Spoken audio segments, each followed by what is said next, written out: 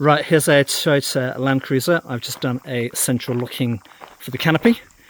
So originally, it didn't have these. It had other ones which I will put photos up on. So this is all locked.